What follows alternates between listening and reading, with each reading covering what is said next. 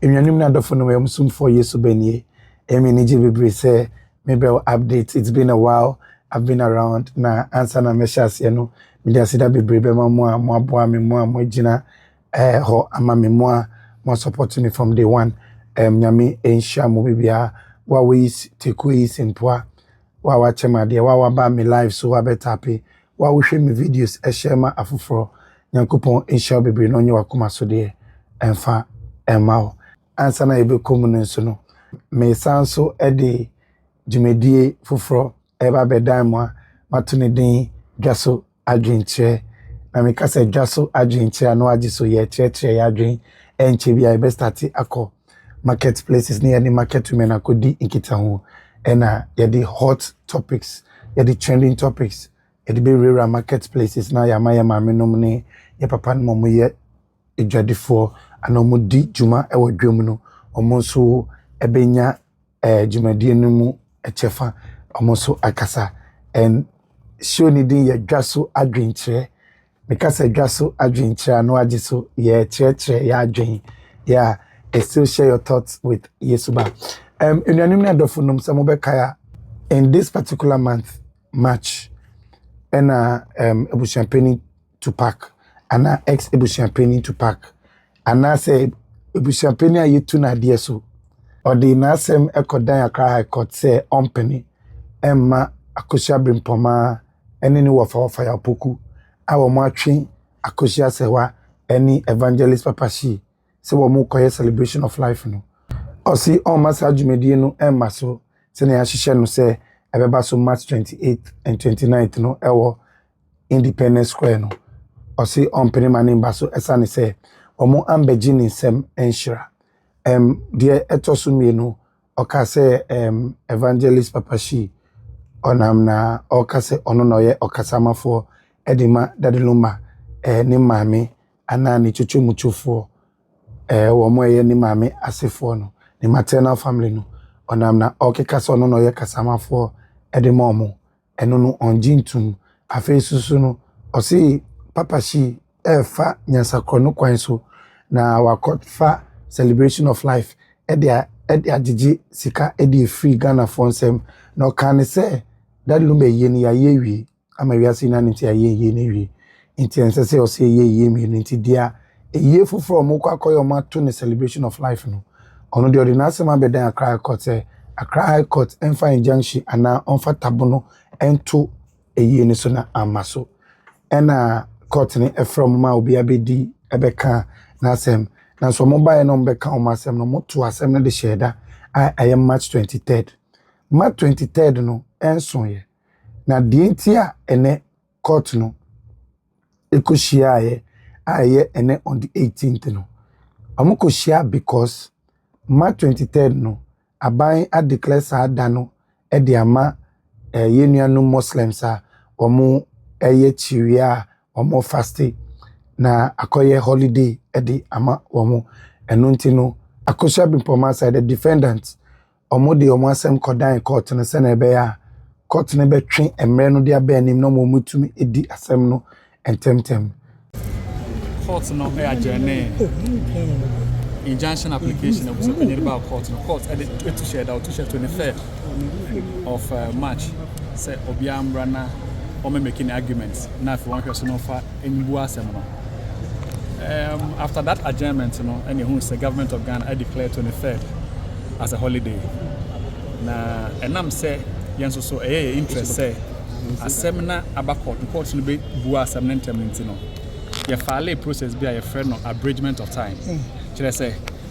day na ye to am case na ye to akoshe 23rd no. Ka court no twembra nanim. Na ye ntie case no. Ombe PM court no defendants no aye akosia brimpoma ofaya opoku akosia sewa ni papashi womo lawyer no ebe file motion say womo twen asem no dia ba nim se na be ombetimi edi asem no entemtem nanso omo be file motion no womo ba court March 18th no plaintiff no ebu champagne ayetu na de so to pack womo lawyer no amba and Baba Jama lawyers no amba they didn't show up na Bofaya Pokunum lawyer no ekokana sem ewo court okana sem cheche na semunu womotwa asem no koninimba nechi ena judge no ye na adwin se obetwe asem no ede akọ on the 25th answer na asem no kra no ebekọ 25th no na plaintiff no a eye ebusiapeni ana ex ebusiapeni to park ni lawyers no omo so na womotwe asem no ede akọ nechi na so interest say asem na abakọ court no be bu asem na ntem nti no ye file process be a friend no abridgment of time kire say day na yetu am case na yetu akọ 23rd no ka court no ntwembra nanim na yenti case no ye file na ya serve on abusapanyin lawyers but about court na hu some actual letter say omutimi ma court le enti ka court no ntu asem no e 26th there be you raise objection say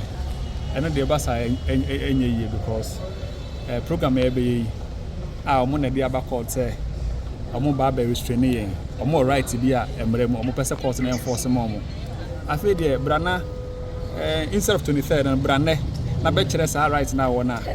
o se the court say kontun sheda ma the intia ni san medical catch am say 23rd a court no air journey case ni ko to ye no e na Islamic holiday a ye yenuanom akremofo a wo mo air fasting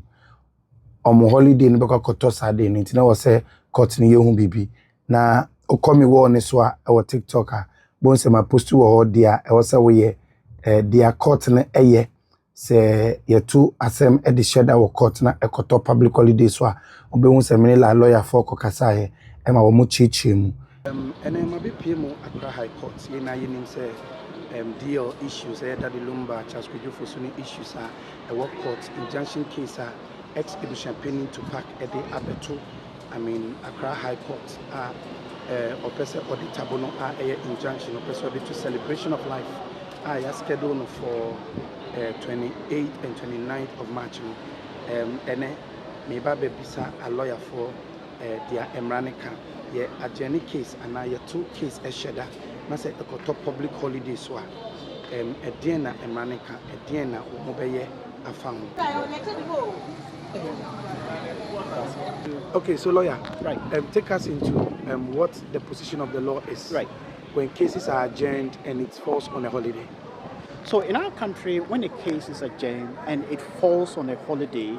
or when a date is given for you to file a particular process and it falls on a holiday, then the next available working day is the day that you are supposed to appear in court. Generally, that is what happens in Ghana. So if a return date is given and that return date happens to fall on a public holiday, then the next working day is when you will have to appear in court. If you have to file a process and that process will be filed on a day that the courts are closed, on a day that is a public holiday, then you are expected to file the process on the next working available day. Yes. So the next working available day has got to do with just the working days. That is and not weekends. That is exactly the case. That is exactly the case. Yes, yes. In lawyer ni I would say Nene Sesiano, Edin Council Said, Mesanso any council Nanaya Edi and Komo Yanko Enkoti Onoso Nayemra. What happens when a case is adjourned and the date it's adjourned to falls on a public holiday? What's the position of the law on that? All right, so then it will be the next working day. It will fall on the next working day. So meaning that the next working day, all the parties and counsel must show up in court. Okay, so when they show up in court,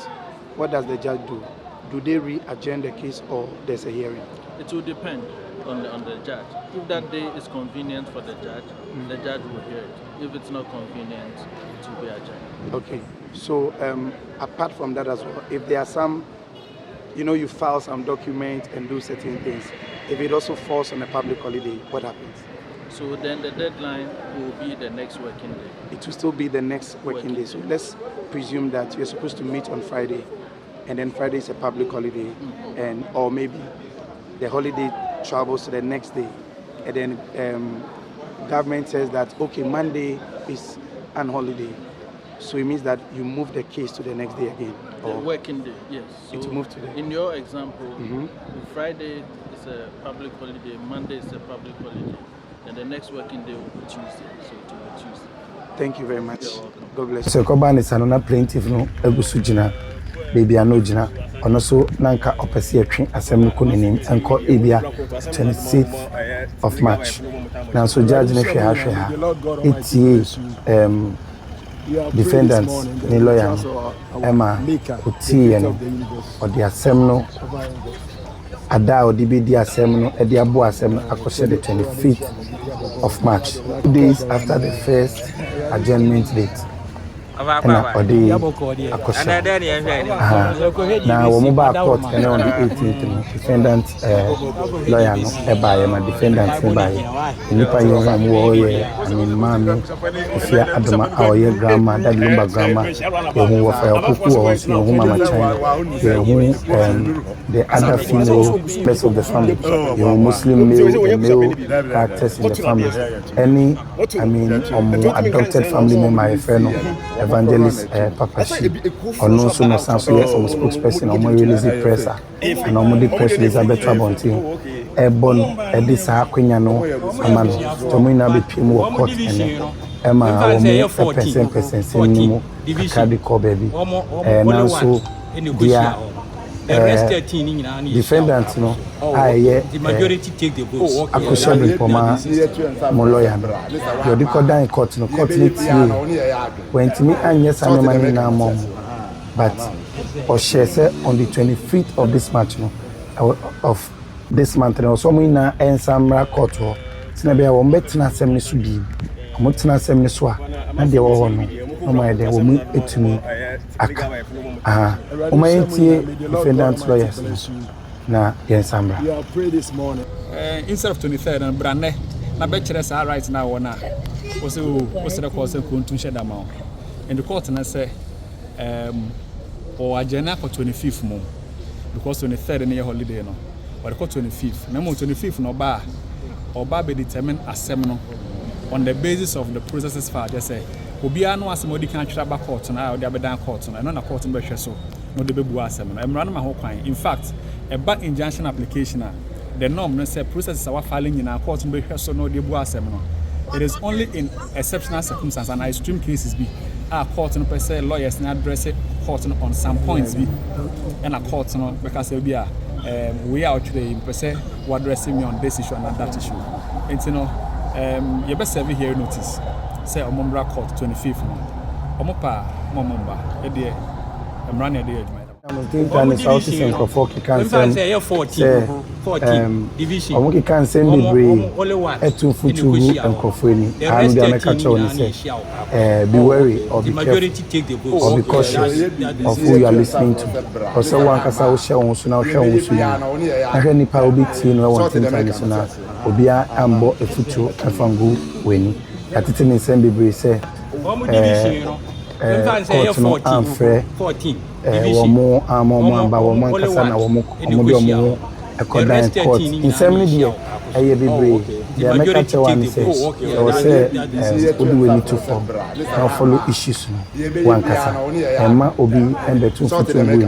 womo grant interviews can say ma yen kan court womo bobu train can say ma eni make a one say enkutie obia na how follow the real issues. Follow the court. Over platform is what I know. Follow the real issues. And making sure say that person a Democrat will be an operator. Yama wants we share be a different. And a future name is the amount. So just be careful and cautious of who you are listening to. And two, 14 and 14 division. Should be a share of na the rest of catch you on the flip side.